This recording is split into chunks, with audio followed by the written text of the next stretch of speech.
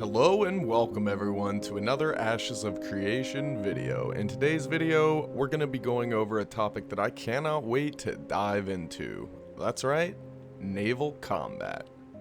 Naval combat involves different types of ships with a wide variety of capabilities and roles to play in the high seas.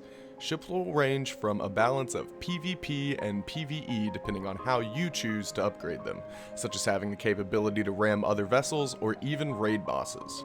Coastal points of interest, like harbors, offer objective-based naval gameplay during node sieges.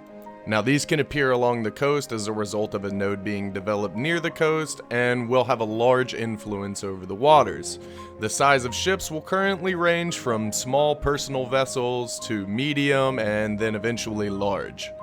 These ships are going to be usable for different types of tasks like being a merchant or a ferry or fishing and even caravan. We're also going to have a castle on an island that is only able to be affected by naval combat. Unlike merchant ships, naval caravans are capable of transporting goods to and from land caravans in areas such as harbors. However, the high seas are a forced PvP zone that will turn your player flag status to combatant, and you not only risk yourself, but also the goods of your ship. Operators of a ship's weapons can initiate naval PvP against other ships in 3 situations: when the ship moves into open or high seas, forcing flag status to all players, in the result of an event such as a guild war or node war, and using the natural open world PvP flagging system when along coastlines but not quite out in the open sea. Keep in mind that this can cause a penalty as it is not forced combat. It's important to note that ships cannot be looted until they are completely destroyed. So fight like your life depends on it, because it might. When your ship is destroyed at sea, it will leave the crew stranded, and since ships may only be summoned from a port or harbor, you're pretty much swimming it out. Now there's no fast travel option to return to shore, however you could just let yourself drown, which will spawn you back on shore, with penalties of course. Keep in mind that Ashes of Creation is not going in the direction of gunpowder with cannons, but they will more so be magic or potion launchers. This means that certain ships will do things like arcane or fire damage, while others may be built to withstand that type of damage. Which brings us into our next segment, shipbuilding. Shipbuilding can be carried out by any player in possession of the right components, recipes, and a high enough level node with a harbor. Different professions will be available to create various ship components which can be used or sold to other players to upgrade their ship. The player will be able to choose which parts of the ship gets populated with offensive, defensive, and utility attachments prior to the ship's construction. The types of attachments, however, will be dictated by the ship's class. You can expect to see bonuses such as move speed, durability, turn rate, ship HP, and defensive and offensive bonuses. Of course, there will be a ton of cosmetic changes you can make to your ship to change the aesthetic, but the main theme of your ship will be based off the player's race.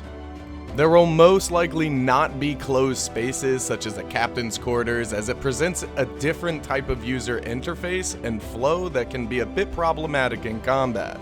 Next up, we have Mariner classes, or Mariner classes, which is kind of how good of a sailor you are. This will have its own skill tree similar to Artesian classes, and as the player gains experience in different skills, they become more efficient at using them. Now, these are going to have different bonuses, such as interacting with attachments like cannons or other offensive skills, driving or steering the ship, navigating or plotting the course of the ship, using ship components such as manning the sails, repairing the ship, defensive skills, and utility skills. There won't be class abilities specific to naval content, but some utility skills such as underwater breathing can be of some help. The ocean isn't just for PvP though. We have a wide variety of content, including massive raid bosses, sea monsters, and underwater dungeons. There will be a ton of nodes along the coast and on islands. These will have specific water-oriented influences, abilities, services, and questlines that relate to the sea, ensuring that everyone can enjoy the content, even if PvP and raiding other ships for dopamine isn't the only thing on their mind. coastal nodes will also be able to change the spawn tables in the nearby waters and also trigger specific events. When it comes time to do some of the Ocean's Raid content, it has been said that we will need a ton of ships in order to take down these beasts. With galleons being capped at like 40 people, we can expect to see massive guilds and alliances controlling these spawns that it'll likely take hundreds of people to down something so large. I think that this is the best naval system that I've seen, and that includes both Black Desert and Lost Ark. Now, I didn't get a chance to really play Arcade, but it seems like Steven wants to fix all the issues that Arcade may have had, or make them more enjoyable. As usual, Intrepid is taking all the steps necessary to ensure that we have a quality product filled with enough content that tons of players can dive into and get lost for a long time in. If you like this video, be sure to drop a like and subscribe, as I have nothing in the algorithm to really recommend my videos to new people and whatnot, as I'm new to YouTube. Sending this to one of your friends that's on the fence about the game might just get them to, pull the plug and decide to game, man. After all, that's what MMORPGs are all about, is community, and the more friends that you have to game with, the more fun you're going to have. That's just the way that it is.